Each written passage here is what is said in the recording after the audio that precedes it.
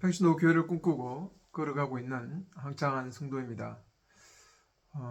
국가적으로 또 개인적으로 우리의 어떤 그 삶에 많은 어려움이 있습니다.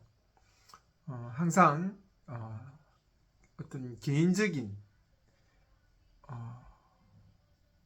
그런 권력, 또 개인적인 행복, 개인적인 어떤 이익만을 추구하는 그 삶의 본질이 창세기 3장에 내가 주인 되려고 했던 그 선악을 아는 일이 하나님과 같이 되려고 하면서 하나님의 계획과는 다른 인간의 나라로 결국은 바벨론, 바벨까지 계시록의 바벨론 업력까지 연결되는 그 큰 흐름 속에 늘 있다는 사실들을 생각하면서 우리 그리스도인들의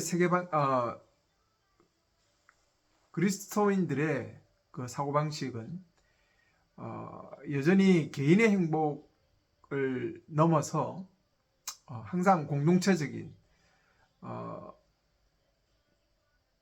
공의와 정의를 늘 기억하는 그런 사고방식들로 우리 인생을 바라보고 좀 살아갔으면 좋겠다는 생각을 해봅니다. 권력 속에, 개인의 권력 속에 빠져서 국민을 이야기한다는 것은 참 많이 어리석은 행동들인 것들을 늘 좀 발견해 봅니다. 다 개인적인 야망들이죠.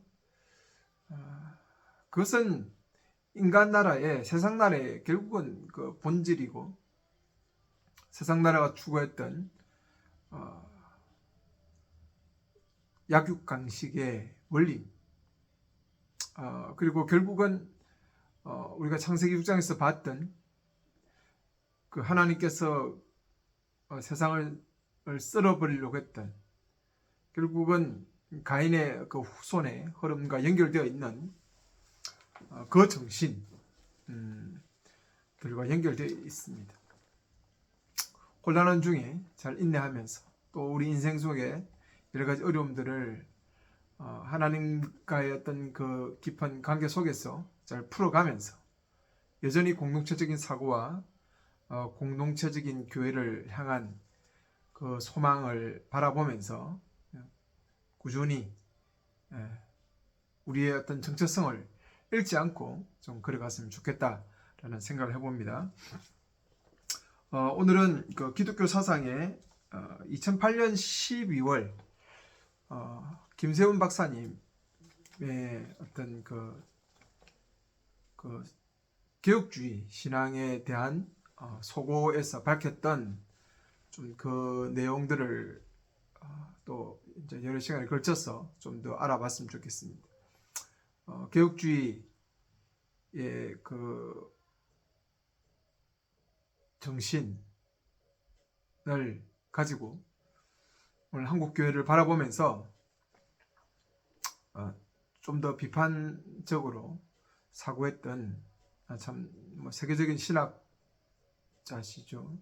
박사님의 그 이야기들 속에서 우리가 다시 한 번 더 우리 인생, 우리의 어떤 현 상황들을 좀 더 돌아보는 그런 계기가 되었으면 좋겠습니다.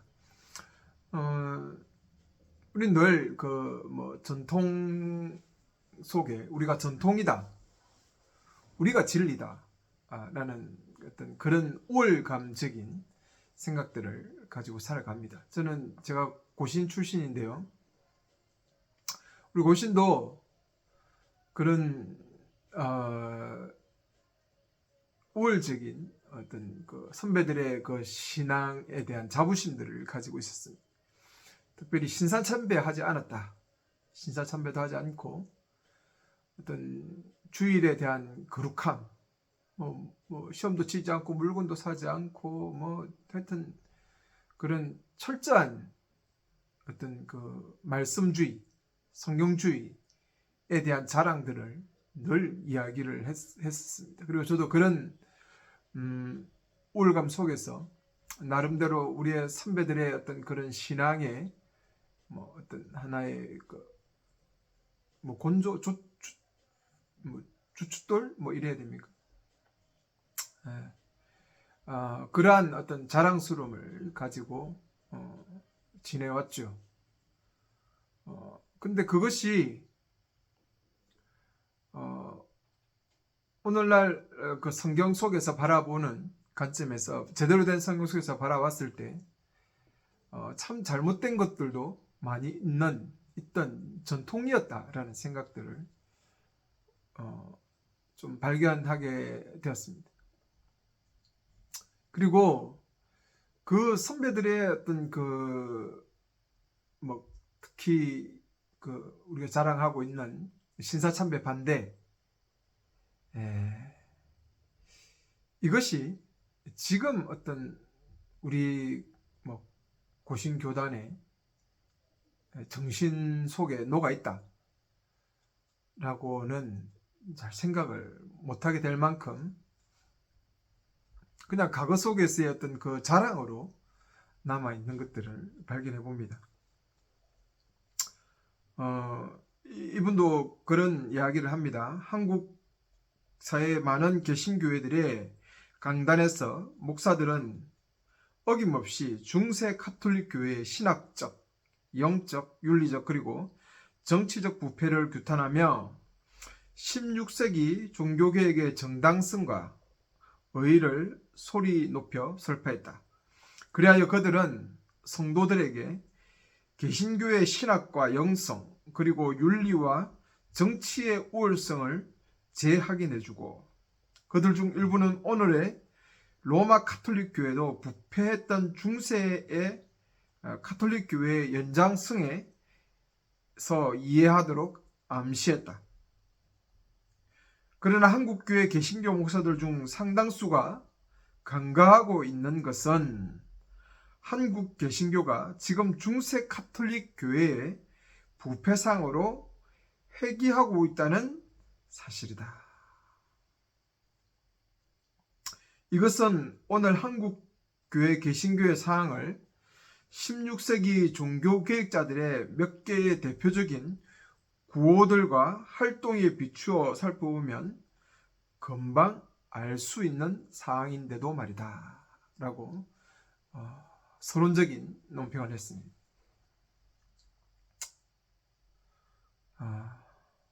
우리가 개신교가 종교개혁의 후예들이다. 카톨릭의 그 부패했던 스콜라주의와 그런 어떤 전통적인 정통사상에서 우리가 벗어난 그런 개혁주의의 자손, 개혁주의의 어떤 신학, 나름대로 그러한 부분들을 자랑스럽게 생각하고 또 여전히 우리가 그 위에 있다라고 자부합니다. 그러나 실상 지금 한국교회의 상황은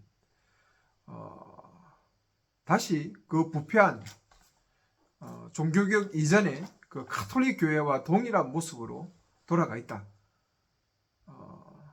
저는 이것이 정말 바른 지적이다라고 생각합니다. 그러면서 이분은 5가지를 이야기합니다. 좀 몇 가지를 쭉쭉 나중에 한번 좀 계속해서 가면서 한번 나와보겠지만 오늘은 첫 시간 첫 내용은 오직 성경으로 오직 성경. 개혁주의가 주장했던 것은 오직 성경이지 않습니까? 성경의 가장 절대적인 어떤 권위를 인정하고 그리고 성경의 절대성, 무호성을 강력하게 믿고 따랐던, 그래서 성경에 대해서 그런 어떤 그 중세의 잘못된 해석들과 잘못된 비판들, 그리고 그 라틴어로서만 성경을 읽고 해석해서 그런 실제적인 일반 성도들은 거의 무지한, 성경에 무지하고 무식한 그런 상황들에 대한 어떤 반대적인 흐름으로 나왔지 않습니까? 그런데 오늘 실제적으로 우리 개신교가 이런 동일한 오직 성경으로라는 구호만 있지 실제적인 그 교회의 모습과 형태는 오직 성경이 아니다는 거죠. 이분이 이렇게 이야기합니다. 스콜라 철학과 교회 전통으로부터 해방하여 오로지 성경의 가르침을 위해 새롭게 세우려 하였다. 그러나 개신교도 얼마 지나지 않아 다시 스콜라 신학의 방법으로 회귀하였고 그 전통을 이어받은 개신교의 근본주의자들은 이 근본주의자들이라는 어떤 이 지적들을 정말 우리가 꼭 한번 새겨볼 필요가 있습니다. 성경을 보다 바르게 깊게 연구하는 데 도움을 줄 수 있는 역사 비평학을 비롯한 여러 가지 비평적인 방법을 철저히 활용하기를 거부함으로써 오히려 성경을 위에 두려고 했던 이 행동들이 어떻게 되냐면 성경을 자신들의 교단의 전통에 종속시켜버렸다. 와, 참.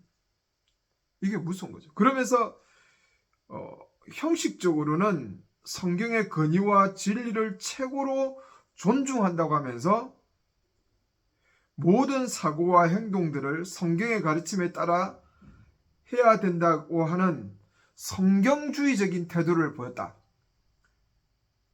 그러면서 실제는 성경을 자신의 교리와 전통에 맞게 해석하고 성경의 본문들을 자신이 선호하는 사상과 가치, 행동 양식들을 뒷받침하는 증거 본문들로, 이 조직신학 아닙니까? 조직신학적 개념. 성경을 갈갈이 찢어 놓는 거죠. 그러면서 결국은 이 방법들이 어떤 식으로 흘러갔느냐? 문자주의와 율법주의적인 해석으로 신학적 이해의 올바른 영성 그리고 성화의 삶을 추구하는 방향으로 가지 못했다. 도리어 성도들로 하여금 문자주의와 율법주의적인 사고로 훈련하여 성경을 이곳저곳 구절들로 들이대며 성경에 대한 무지로 자기 해석주의로 나아가게 되어버린 것이죠.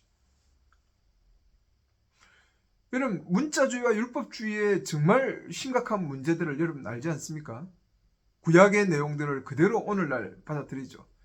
그러면서 교회 성전 짓는 것을 구약의 솔로몬의 성전으로 끌고 와서 설교하고 그 축복들을 이야기하는 방향으로 흘러간다든지 그리고 제가 말했던 11조의 문제라든지 주일 성수 문제, 주일을 거의 율법주의적인 개념으로 지키죠.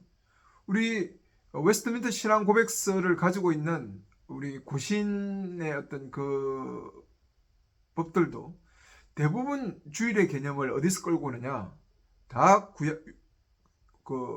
구약에 있는 안식일에서 다 끌고 옵니다. 예전에는 그것이 뭔가 하나님을 섬기는 것이라 생각했죠. 그래서 문자주의, 성경의 문자주의, 율법주의, 근본주의 이런 방향으로 흘러가 버리고 계시의 연속성도 인정하지 못하고 그리고 어떤 성경을 문맥에 맞추어서 어떤 그 역사적 상황 속에서 고려하면서 풀어가야 된다는 그 성경의 어떤 그런 방식들, 해석하는 방식들과 어떤 성경을 큰 흐름 속에서 바라보려고 하는 그런 부분들을 다 잃어버렸죠. 그래서 아주 개인주의적인 그런 성경 해석들이 난무하게 되죠. 그래서 제가 예전에 이야기했지만 큐티를 하지 말라고 했던 이유가 그런 거죠. 큐티하면서 온갖 구절들을 가지고 저리 쪼개고 요리 쪼개고 자기의 어떤 상황과 자기에게 오늘 주신 하나님 말씀, 나에게 주신 오늘 하나님 말씀이라는 그런 부분들로 인해서 갈기갈기 다 찢어버리죠. 자기 마음대로 멋대로 자기 생각에 소견대로 오른대로 다 성경을 해석해버리죠. 은혜 위주로 성경을 봐버리죠. 목사들이 그 구절구절을 떠서 얼마나 오늘 상황에 맞추어서 은혜 위주로 설교하려고 하는지 모릅니다.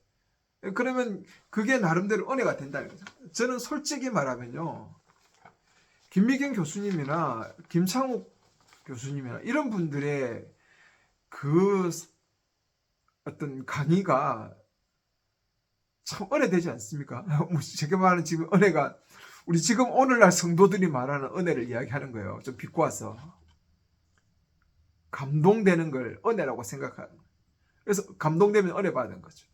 내 개인적인 삶의 위로와 격려와 어떤 이런 부분들을 가져주는 부분으로 생각하는 것이죠.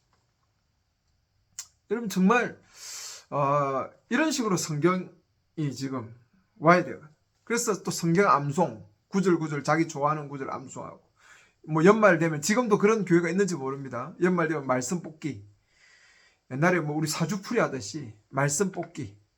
그래서 그 말씀을 뽑아서 그 말씀이 오늘 한 해에 나에게 주신 하나님의 말씀이다, 메시지다 이렇게 착각하게 만들어. 자기 좋아하는 말씀 속에서 자기 마음대로 해석해서 자기 소견에 오른 대로 자기 생각에 오른 대로 해석하게 만들어. 이게 다 율법주의고 문자주의자 아니에요? 근본주의자들이 하는 행태들이 아닙니까? 적용 위주의 내 삶의 상황 속에서 지금 자꾸 오늘 그 성경 구절들을 보려고 하는, 그리고 조직신학적 접근, 주제론적 접근하면서 자기의 어떤 그 사상과 어떤 그 자기들의 어떤 가치에 성경을 끼워 맞추는 식. 그래가 교리가 만들어진 거 아니에요? 그래서 참 우리 제가 했던 그 고신의 교리도 제가 시험 치면서 공부를 해봤기 때문에 얼마나 구약적인 요소들을 그대로 다 그냥 여과 없이 이 구절 저 구절을 떼서 하는지. 그거 이단들이 하는 짓 아니에요. 이단들이 이 구절 저 구절 떼가지고 성경의 어떤 그 논리성도 없고 솔직히 뭐 새 번역만 봐도 번역 자체가 우리가 있는 그 문자 하나를 끌고 와서 뭐 해석을 붙여가지고 하는 이단들도 많이 있지 않습니까? 그 이단들 중에는 새 번역을 싫어하는 사람도 있어요. 왜? 자기들의 어떤 그 해석 방법이, 해석 내용이 틀리니까. 온갖 여기 구절 저기 줄 다 땡겨 와가지고 쨍겨 와서 뭐 하다 보니까 그런 식으로 흘러가는 거 아닙니까? 축복 설교, 은혜 위주에서. 그래서 말씀이 진짜 근위를 갖지 못하는 그런 개념으로 만들어. 무지한 성도들로 만들어. 성경을 공부하지 않는 평신도들이 얼마나 많은지. 성경을 공부하는 것은 목사들의 전유물이 되어버렸고. 왜? 설교를 하기 위해서 공부도 해야 되니까.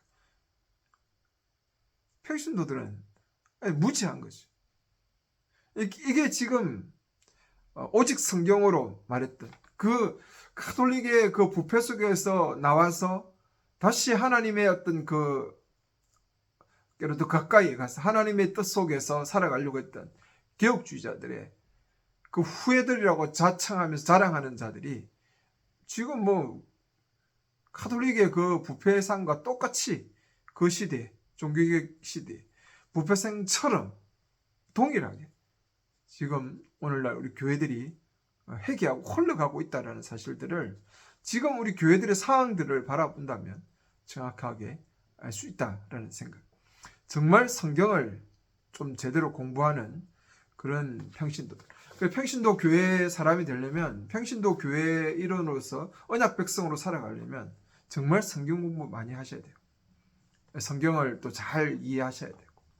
요즘에 제가 늘 이야기했지만 인터넷이 얼마나 잘 되어 있고 그런 부분들이 많습니까? 제발 좀 성경을 공부하고 좀 제대로 아는, 어중간하게 알아가지고 현혹되지 마시고, 목사들의 설교 속에서 뭐 은혜 위주로 그렇게 좀 생각하지 마시고 말씀을 좀 더 깊이 있게 연구하고 또